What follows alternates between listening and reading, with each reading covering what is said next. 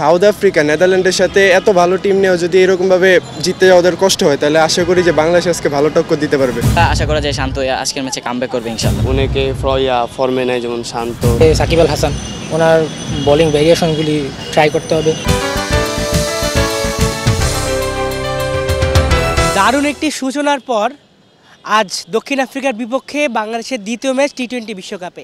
এই ম্যাচ ঘিরে বাংলাদেশের দর্শকদের কী প্রত্যাশা, আজ সেটাই জানবো জনমতে। জয় আমরা সবাই চাই যে বাংলাদেশ জিতুক, এটা সবাই চাই, কেউ চাওক না বাংলাদেশ হারুক। অনেকে ফর্মে নেয়, যেমন শান্ত, লিটন অবশ্য শ্রীলঙ্কার সাথে শুরুটা ভালো করছে, আজকেও ইনশাল্লাহ করবে ভালো, এটা আমরা সবাই আশা করি। আর শ্রীলঙ্কার বিপক্ষে সাউথ আফ্রিকার বিপক্ষে জয় হবে, এটা ইনশাল্লাহ সবাই দোয়া করি, আমরাও করি। আর অনেকে সমালোচনা করতেছে শান্ত, লিটন, সাকিব, ওদের নিয়ে, ওদেররা অনেক কষ্ট করে। হ্যাঁ, অনেকে না বুঝা ক্রিকেট অনেকে বুঝে না বুঝা ওদের নিয়ে সমালোচনা করতেছে, করতেছে, খারাপ দিকটা দেখতেছে।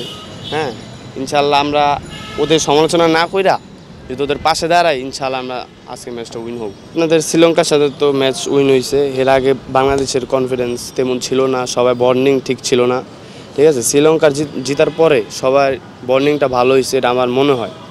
হ্যাঁ, আজকের গেমটা সাউথ আফ্রিকার সাথে, এটা আমার মনে হয় ভালো কিছু হবে বাংলাদেশ টিমের জন্য প্রত্যাশা তো অনেকই, যে আমরা এত কষ্ট করে গিয়েছি জয় লাভের জন্যই।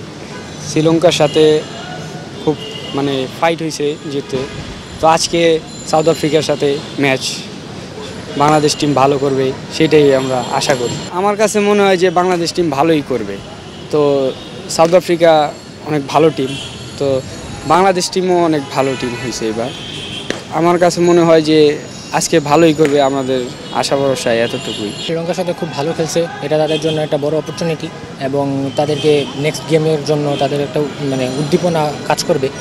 এবং আজকের গেমটায় আশা করি তারা খুব ভালো করবে। যেমন আপনি একটু আগে বলছিলেন যে এটা সেকেন্ড মিরপুর, তো ওই হিসাবে স্পিন খুব ভালো ধরবে।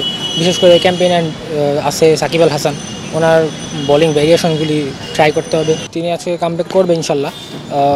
একটা ম্যাচে খারাপ খেলছে তাই বলে যে আজকেও খারাপ খেলবে তেমনটা না, তিনি ইনশাল্লাহ ঘুরে দাঁড়াবে এবং বাংলাদেশের জয়ের জন্য খুব গুরুত্বপূর্ণ একটা ভূমিকা রাখবে। সামনে আগে শ্রীলঙ্কার সাথে লাস্ট ম্যাচটা ওরা নিজের বেস্টটা দিয়ে ট্রাই করছে। আশা করা যায় যদি আজকে ওপেনাররা ভালো করে ভালো স্টার দেয়, তাহলে আশা করা যায় ম্যাচ উইন হবে। লিটন দাসও সামনে আগের ম্যাচে ভালো করেছে, আশা করা যায় শান্ত যদি তার বেস্টটা দেয় তাহলে করতে পারবে। ঋষাদ হোসেন এত আশা করিনি যে এত ভালো বল করবে, লাস্টের দিকেও অসংখ্য ভালো বল করেছে। আশা করা যায় এই স্কোরে থাকবে, আমার মনে হয় না চেঞ্জ করবে। আপনি যদি দেখেন যে সাউথ আফ্রিকা নেদারল্যান্ডের সাথে এত ভালো টিম নিয়েও যদি এরকমভাবে জিততে যাওয়া ওদের কষ্ট হয়, তাহলে আশা করি যে বাংলাদেশ আজকে ভালো টক্কর দিতে পারবে। হারি বা জিতে এটা নিয়ে একটু সমস্যা নেই, কারণ আমাদের এখনও এটা হারলেও 2টা ম্যাচ আছে, 2টা ম্যাচ যদি আমরা জিততে পারি ইজিলি সুপার 8-এ চলে যেতে পারবো। সো বাংলাদেশের জন্য এখনও সুযোগ আছে, আজকের খেলা হারুক বা জিতুক ওইটা নিয়ে সমস্যা নেই। শান্ত বর্তমানে অফ ফর্মে আছে। লিটন দাসও আগের ম্যাচে অফ ফর্মে ছিল, প্র্যাকটিস ম্যাচে, পরের ম্যাচে ভালো করছে তিনি মেইন ম্যাচে। ইনশাল্লাহ আশা করা যায় শান্ত আজকের ম্যাচে কামব্যাক করবে ইনশাল্লাহ। দর্শক, এই ছিল জনমতের আজকের আয়োজনে। বাংলা ভিশনের সাথেই থাকুন।